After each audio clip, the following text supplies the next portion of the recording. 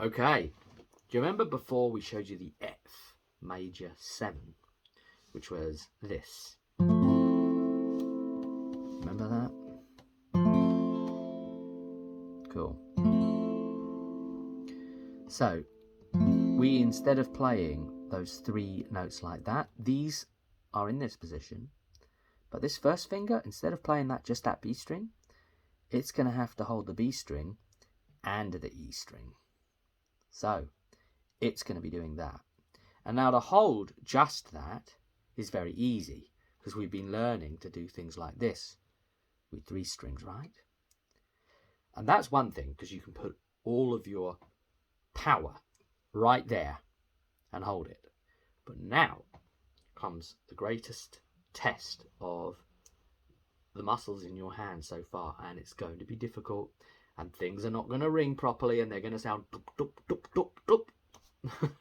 And they're going to be muted sounding because you haven't built strength yet, and that's fine. And the key to these bar chords is to not injure your hand. The strength will come. Gently support it from the back with the thumb. Just gently aid it. But you don't want to be pressing these things with crazy, crazy strength. Because if you do that, you're going to be creating tons of pressure in the palm of your hand in particular. And the muscles are going to get stiff and achy. I've been there, all right? So you can support more by pushing harder at the back with the thumb and supporting that way. And you want to apply only enough pressure to be actually playing the chord. You don't want to overexert pressure and overplay the chord if at all possible, because of the muscle strain. Your muscles will develop and grow and adapt, and you'll gain that muscle memory. It's just like any kind of sport, essentially. Here we are. Here's the F major. This is a semi-barre, meaning we're not creating like a big bar. Now, what makes it so difficult is that we are barring, but we're also playing other strings. So we're having to distribute our strength. We need the strength here to be pushing this, and we need valid strength in these other 2 fingers to be ringing these notes out, because if we push all the strength there, then these are going to be doing this business, right? And then these will be ringing, and this won't, and you'll be like, and you'll push a bit harder, and you'll play it, and then and then these won't be, and it's going to be like that, and it's just fine. It just sound crap for now, because sounding crap is great. Because sounding crap is progress towards not sounding crap, okay? Because that's the process. That's how it works. And that's the best advice I can give you. Let's give you the tab on this bad boy, okay, on the F. So we can play it as an XX. This is the simplest version, you know. XX, right? Okay, so X, X, and then 3, 2, 1, 1. And it's those 3 fingers, right?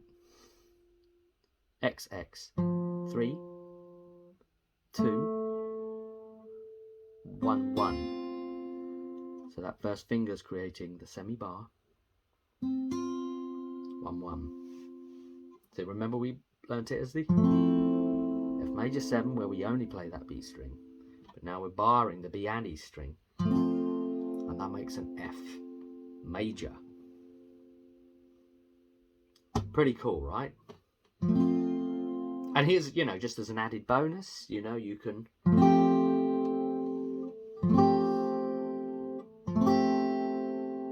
play that F major 7 and add the little finger to the E string of the 3rd fret, you know? You play that kind of F add 9 kind of thing, you know? Yep, it's an add 9 chord.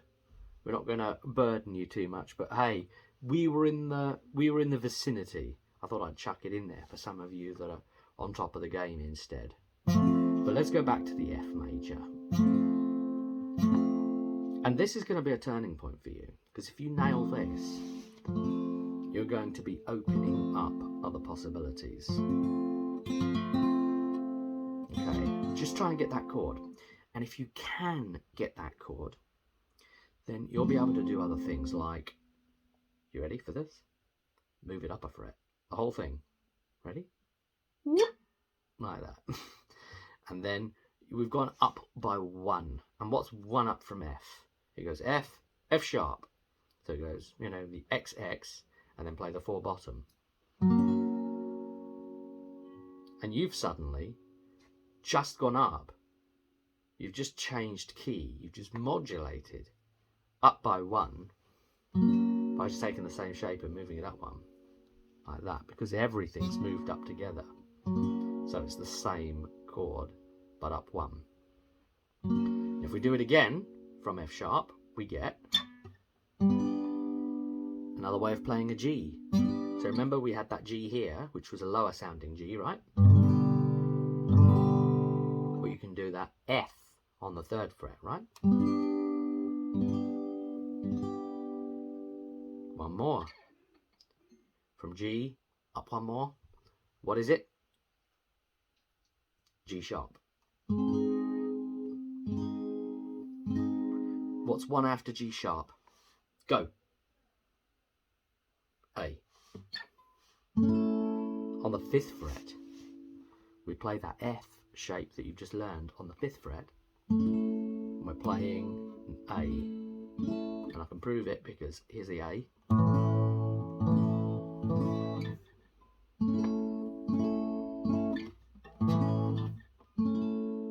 Cool, huh?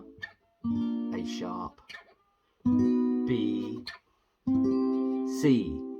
A C all the way up here on the 8th fret. And I look at that as the 8th fret because I look at my dot and I'm like, well, it's 1 below the 9th.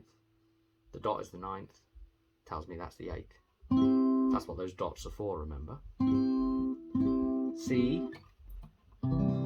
There's the C, lower sounding, higher sounding. And there's other kinds of Cs in between. There's all these different ways of playing a C on the guitar. And we'll get a bit more into that in time.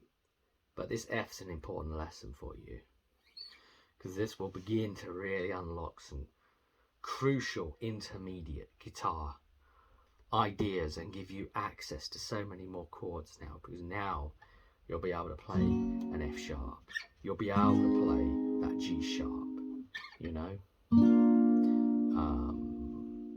and get different kind of tones out of those kind of chords you're playing.